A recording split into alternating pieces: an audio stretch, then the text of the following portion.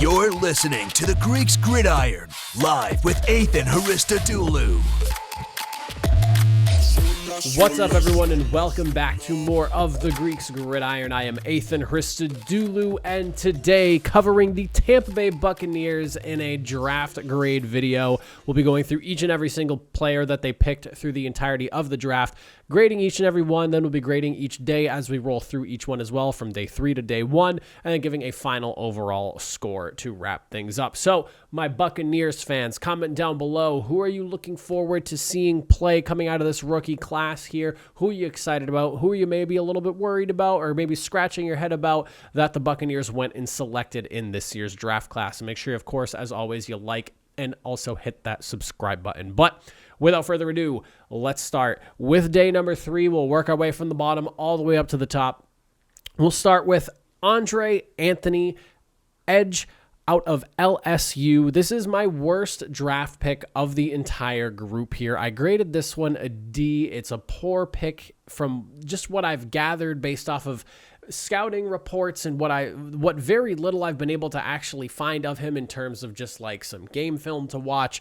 Someone with good handwork, really good effort. He's a very physical type of player, but somebody who is also dealing with a big injury history. He missed all of 2017. He missed all of 2021. He lacks the size and power that scouts look for in this position here, and he doesn't necessarily have that high-end get-off burst that you want to see from an edge rusher. So, and he's like a edge linebacking kind of hybrid. So, I mean, maybe he works in a different way within the Buccaneers scheme. I guess it just depends on what they plan on doing. But when you look at just kind of what he's been labeled as, a lot of people just kind of look at, or scouts, I should say, look at him as more of like he's going to be man number 53 on the roster if he even does make the roster. And that's like at best. At worst, you're looking at practice squad, or he's not even on the team come, cut days, and when they finally order out who's going to be on the practice squads and whatnot.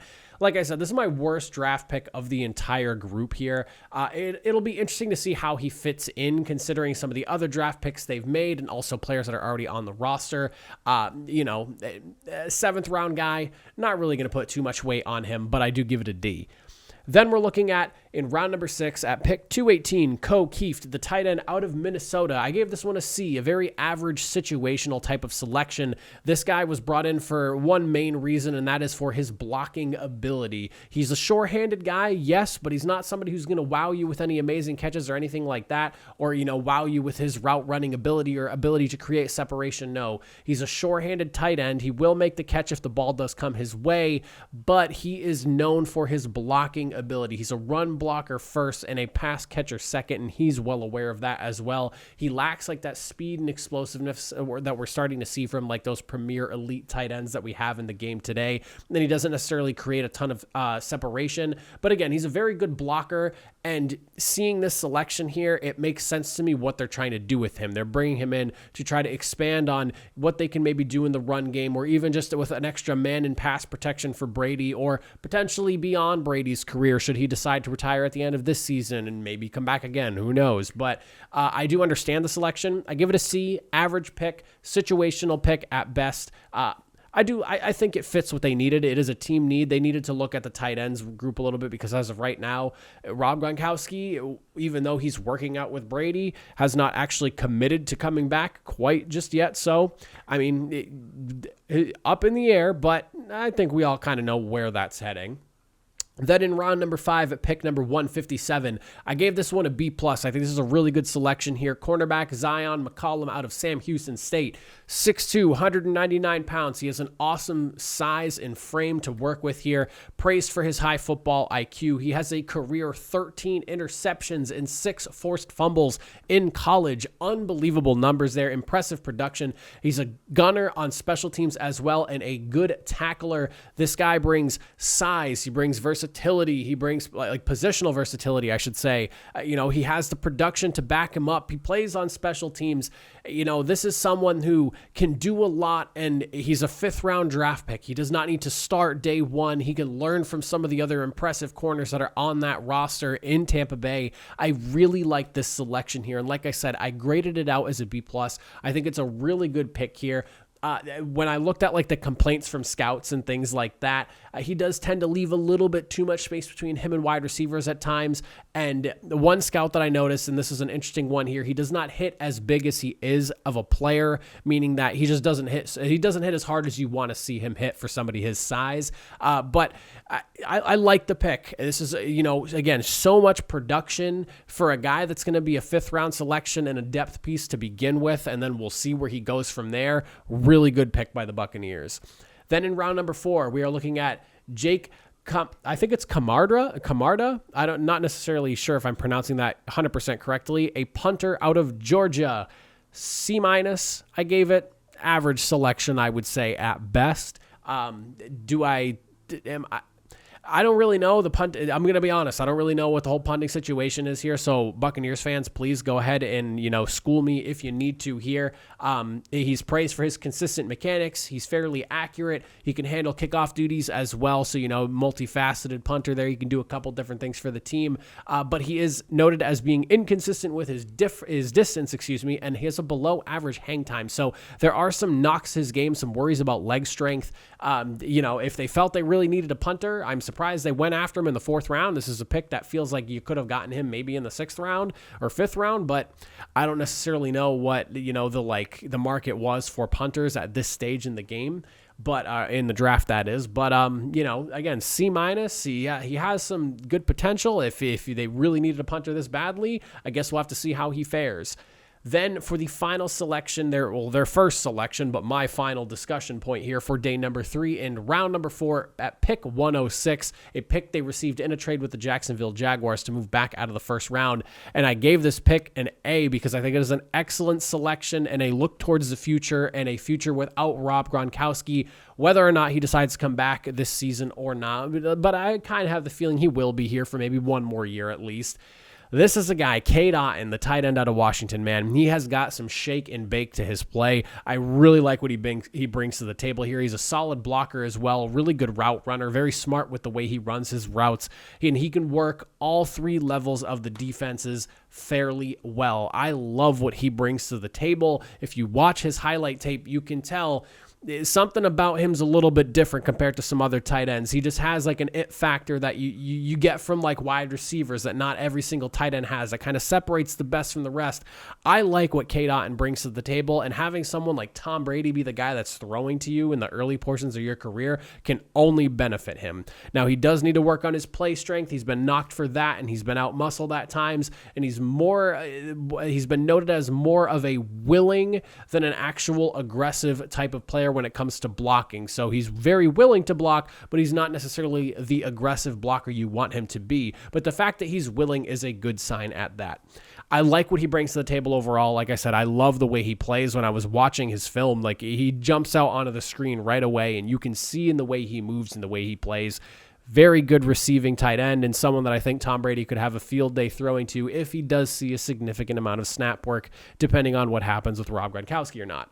But overall, for my day number 3, I'm going to settle out a B-. I think there's some really good picks here in the later rounds. Like I said, a pick or two here that kind of left me scratching my head. But overall, a good group, and right around above average per se, somewhere around there. B-. I think rounds out the way day 3 looks altogether. I like it. B-. I think it was a solid to even good type of group of guys to be bringing in for day 3. Then moving into day number 2, we got 3 selections to work with here. In round number 3 at pick 91, we are looking at Rachaad White, the running back out of Arizona State. I gave this grade a B. I think it's a good pick. He has really good size, 6 feet, 214. So, like the 3 down prototypical size type of running back that you want. Very smooth cuts. When I was watching game tape of him, that was the first thing that popped out to me was his cuts, especially the cut back specifically, are very, very smooth and clean. And he makes guys miss with them. He's a patient runner. He allows the running lanes to open up in front of him. And he's a dual threat type of running back. He can catch out of the backfield, or he can be your running back. Whatever you need him to do, he can do it. And he had the production to back it up this past season with a grand total of 1,400 456 yards of offense. That's through the air and on the ground, 16 total touchdowns, and he averaged 6.5 yards per touch. Very impressive production here. This is someone who is going to fit into that rotation of running backs, I feel, very well for Tampa Bay. And, you know, his only real knocks to the game, his pass protection might not necessarily be where you want it to be quite yet, but you can work on that with some good coaching, and he may rely on his cutbacks a little too often. That is something that I noticed watching myself, and something that scouts noticed, or wrote about, I guess you should say, a lot in some of their reports, something that I saw come up a few times when I was looking in a couple different places there. But overall, I think good pick. I like having him come into the fold and working into that running back committee there that they work with over in Tampa Bay, and it kind of like negates the loss of Ronald Jones. So again, good selection there. Give it a B. Then in round number 2 at pick 57, we are looking at Luke Godecki, the guard out of Central Michigan, and I will say that I did a lot of research on this guy pre-draft, and considering what they needed positionally on the offensive line, Luke Godecki, great pick here, and a steal that they got him where I don't want, as late as they did in the second round. Godecki was someone that was graded around like the second round, maybe early third, but I'm kind of surprised he fell as far as he did considering the premium that was offensive line in this draft this year. But I love him. Converted tight end, so he's very athletic. He's praised for his work ethic in the weight room and also in the film room. He's a guy that, you know, he's not like one or the other. You're getting the best of both worlds with him here. Very good awareness. He's rarely fooled by scheme pressures. I mean, he brings a lot to the table to like about him. And then on top of that, it fills a position of need. You know, you think about the retirements and whatnot with what happened on their offensive line. I'm stumbling all over my words here. I just worked an overnight, so I'm a little bit tired as I do this video. But I really like what he brings to the table. He fills a position of need. You know, there are some nitpicky things that you look at when you look at his game. He's not necessarily the longest guy. He only has 32.25-inch arms, so not quite as long as you want for an offensive lineman. His transitions are a little bit awkward versus counters, and there is going to be the glare of jump and competition that he's going to have to step up against. But overall, I think really good pick for a position of need with a guy who is a very good athlete at that position as well, kind of like the more new-aged offensive linemen that we're seeing kind of work their way into the NFL these days. Love the pick. A-. I think it's a great pick and a steal for this team specifically. And then in round number 2 at pick 33, they traded back from day 1 into day 2 for this selection here with the Jacksonville Jaguars. I gave it a B+. I think it's a really good pick. They went after Logan Hall, the defensive lineman out of Houston. Very big man, 6'6", 283 pounds, brings some really good size to the table. He's good and explosive off the ball. Violent use of his hands. You watch the way he plays, and he's swinging those things when he's pushing through these offensive linemen. And he shows an ability to power through offensive linemen as well. Solid power rushing moves. His positional fit will apparently take some time to fill from what scouts are saying because of the fact that, like, he's labeled as a D-end, but like I've seen him line up inside. I think it will take a little bit of time to figure out exactly where he's going to fit into the fold of the defensive front of Tampa Bay.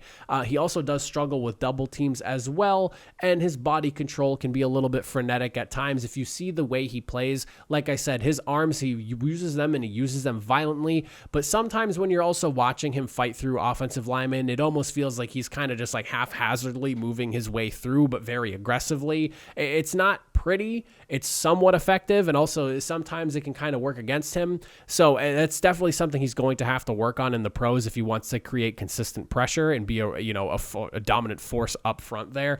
But a really good pick, I would say, nonetheless. And again, another positional need that I would say they needed to go after, considering Ndamukong Suh is still sitting in free agency and was a big piece on that defensive line for the last couple of years over in Tampa Bay. Overall, though, for day number 2, I settled at a B+. I think it was a pretty good to really good group of guys there in day number 2. You hit 2 positions of need, and then Rachaad White, I mean, running back, could you have said that was positional need too? Probably. With the loss of Ronald Jones, I think he's going to be, again, a good rotational piece to add into that group of running backs there. I like what they were doing overall in day number 2. And then for day number 1, when you look at the Tampa Bay Buccaneers, they obviously did not have a selection because they traded back from 27 to 33, but I do want to consider this in the grading as well, as I have done that with a lot of teams in my draft grades. I think it's important to talk about what they did and how they managed to kind of recoup the loss of that selection there. They traded away that pick in round 1, pick 27, to the Jacksonville Jaguars, and in return received pick 33, pick 106, and pick number 180 in the draft. Now with 33, they obviously got Logan Hall, the defensive lineman, and then with 106, that was how they drafted K-Dot in the tight end, who again, another guy I'm a really big fan of here. And they also got selection 180, which they didn't select that 180. I'm assuming got lost in a trade that I just could not find the numbers on. But I gave this overall, the use of the pick, an A- for day number 1. Now, like I said, I really liked Logan Hall, positional need. I think he's a really good player and a good fit for the team. And then, again, Cade Otton in the 4th round there, the use of that pick, I graded that really well also. But I'm a little bit curious here. They went D-line with the selection in round 2 at pick number 33. So I left them at an A- because I'm a little bit curious as to, did they trade back thinking that they would still be able to get someone like Devontae Wyatt or maybe George Karlaftis, who went off the board with the following picks? Devontae Wyatt got selected literally at pick number 28. I'm curious if they felt comfortable enough to trade back and maybe be able to land Devontae Wyatt still and collect some picks, and then ultimately ended up losing out on him, not expecting the Packers to go ahead and draft him there, because there was a lot of talk and stock over the Packers potentially drafting a wide receiver in the 1st round, especially after they went linebacker with their initial pick. So I went with an A- there because it's a question that I don't have answered, and I'm curious to see if maybe that was the plan, and then they kind of they were like, oh, we just lost the guy we wanted or we thought we'd be able to get in a few picks here, so they went with Logan Hall instead. Obviously, I probably won't get the answer to that. We might not know the answer to that for quite some time, but it was a curious thing that I looked at when I was going through the trade, and then I looked at who was selected with the pick that they ultimately ended up using, and also who was selected before that selection was made, and it kind of brought up that question for me. But A- for day number 1.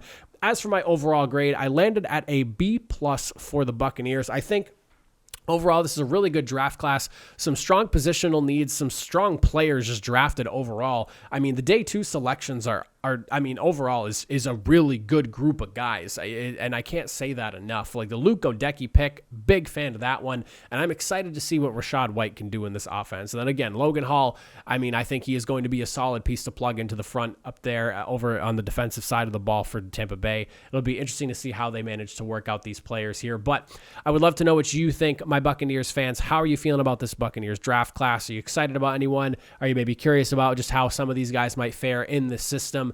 But let me know in the comment section down below. As always, I appreciate you guys for watching. I will see you all in the next video. Have a good one.